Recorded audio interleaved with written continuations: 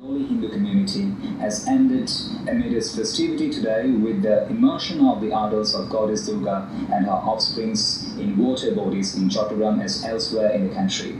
Earlier, devotees thronged puja mandals to celebrate Bijoya Doshomi, the last day of the festival, and recited the mantras and offered flowers to the goddess Durga and prayed for her blessings. As part of celebrations of Doshomi Puja, female devotees gave vermilion at the feet of Durga at mandaps and temples, which is part of traditional Shuvo. Hindu women put the vermilion on each other, aspiring for prosperity in their lives as a tribute to the power of Devi Durga. Durga Puja started on October 1st with the incarnation of the goddess Durga marking Shoshti. Devotees in their tearful eyes have given farewell to the mother deity and her children Lakshmi, Saraswati, Kartik and Ganesh through the immersion of their idols in the water, wishing Durga's return next year. This year, the religious festival was celebrated at more than 2,062 puja mandaps across the city.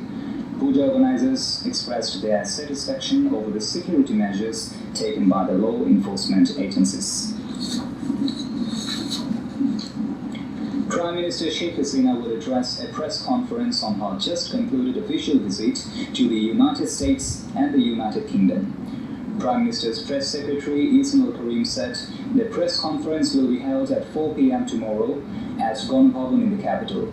The Prime Minister returned home on the 4th of October after wrapping up her 18-day official visit to the UK and the USA. Earlier, she went to London on the 15th of September on an official visit to the UK, where she attended the state funeral of Queen Elizabeth II and Ascension reception hosted by King Charles III. She left London for New York on 19th of September to address the 77th session of the United Nations General Assembly on the 23rd of September and took part in several events on its sidelines. The regime of the BNP Jamaat from 2001 to 2006 will remain marked in the political history of Bangladesh due to its misrule. Prime Minister's ICT advisor Shajib Wajid Joy said this in a status on his verified Facebook account depicting the horrible anarchy of the first 100 days of the BNP Jamaat rule from 2001 to 2006. He said torture on minorities and the Awami League began before the election. Hell descended all around from the day of voting with killings, rapes and arson attacks, he added. Shuri Wajid Joy said, according to media reports, more than 1,200 people were killed in the first BNP Jamaat regime. In addition, on an average, 6 cases of rapes took place daily during that period, he added. The advisor recalled the reign of terror in Chattogram's Raujan rendered by pro-Pakistani Fazlul Qadir Chaudhry family. He also said that people of the BNP Jamaat alliance kicked off a race to grab everything, including university halls, colleges, bus terminals, press clubs, establishments, MP hotels, homes, and even public toilets. Joy said the BNP Jamaat alliance distorted the history of the Great Liberation War through textbooks portraying that Ziaur Rahman declared independence of Bangladesh on the 26th of March in 1991 from Chattogram's Kalurghat radio station as head of state and supreme commander of the armed forces. Ziaur Rahman was a salaried army officer of the Mujibnagar government during the Liberation War, with father of the nation Bangabandhu Sheikh Mujibur Rahman as president, he added. He said, but the reality was that Ziaur Rahman read out the Declaration of the Independence of Bangabandhu Sheikh Mujibur Rahman. Shuri Wajid Joy said, Bangabandhu's historic 7-minute speech was a declaration of independence to all, including the military.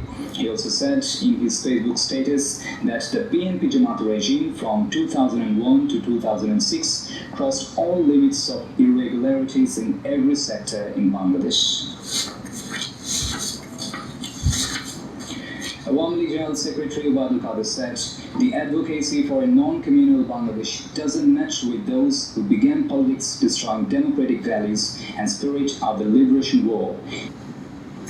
Russia said it will recapture areas of annexed territory that fell to a Ukrainian advance. Ukraine said its forces advanced in 4 regions of Kherson, Kharkiv, Luhansk and Donetsk. President Volodymyr Zelensky said his troops are making rapid progress, especially in Kherson. The European Union is poised to sign a fresh round of sanctions against Russia in its aid package. Meanwhile, Russian President Vladimir Putin signed laws to formally absorb 4 Ukrainian regions into Russia, following referendums in those areas that Kyiv and its Western allies called a meaningless sham.